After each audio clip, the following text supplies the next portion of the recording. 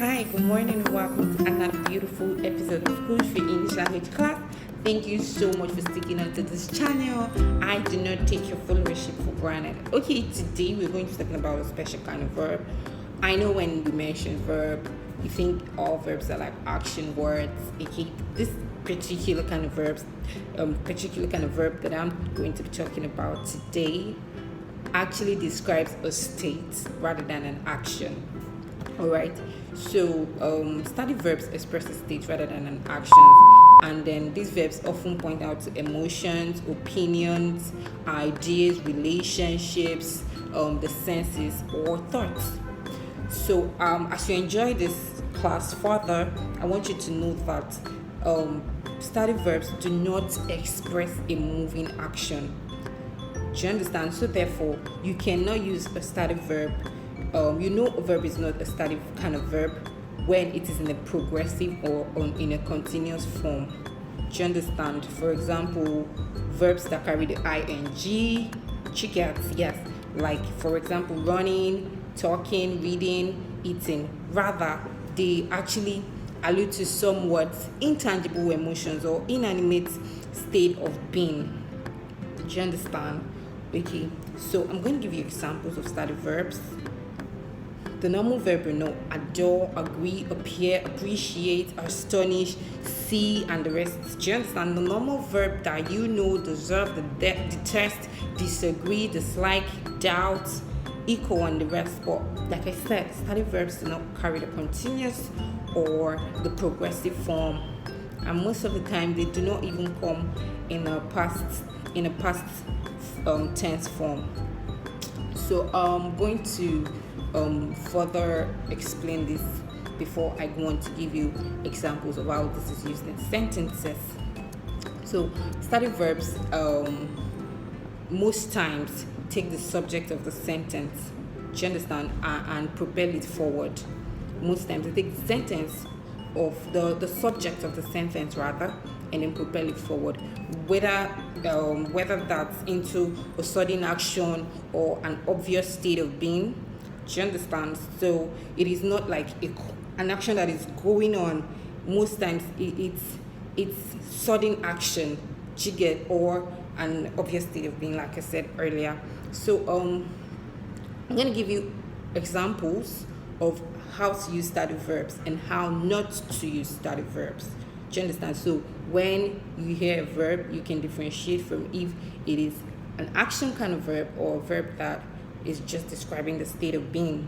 Do you understand? Okay, so I could say that let me use a word like weigh. It weighs 150 pounds. That is static verb. But if I'm saying something like he's weighing 150 pounds, then it's like, say, a dynamic verb. Do you get? Exactly, because it's in a continuous or progressive form. Do you understand? Alright, so exceptions to static verb is any static verb that is carrying an ing stand to change the function, stand to change the meaning of that particular verb. What do I mean? Let me see. I smell a rat. If it's a static verb, that means I can perceive the odor of rats, like a rat around.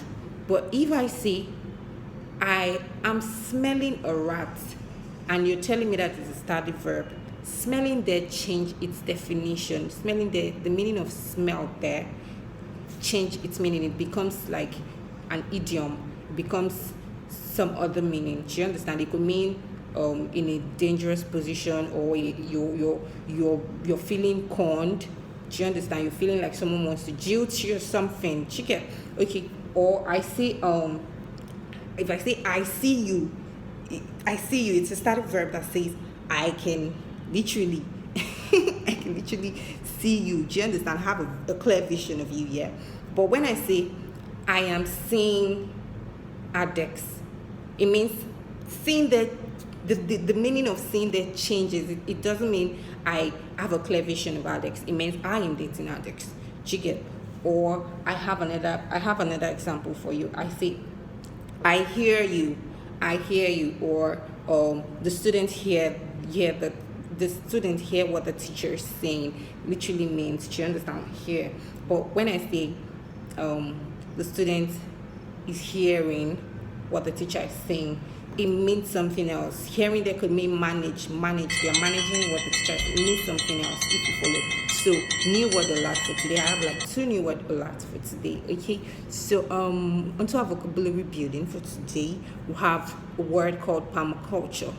Permaculture is actually a portmanteau. Do you understand? 2 words, merging 2 words together to become one and having its own special meaning. So permaculture is actually was actually coined from 2 words, permanent and agriculture. So permaculture meaning a sustainable kind of farming and gardening. So I hope you learned 1 new word today. And on to the second new word, we have bromance.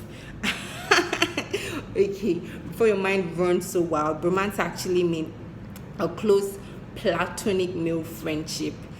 Okay, it means a close non-sexual relationship. Do you understand that it's often between more than 2? That is often between 2 or more men. Do you understand? But it's kind of distinguished.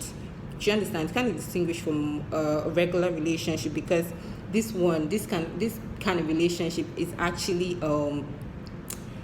it particularly defines a higher level of emotional intimacy.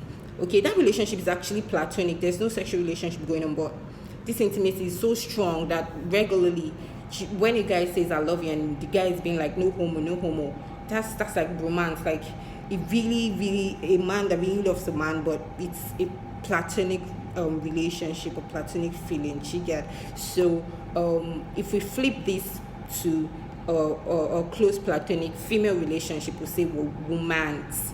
So I hope you've learned something new today on KULZ English Language Class. So stick with me same time next time on KULZ English Language Class. Later. Bye.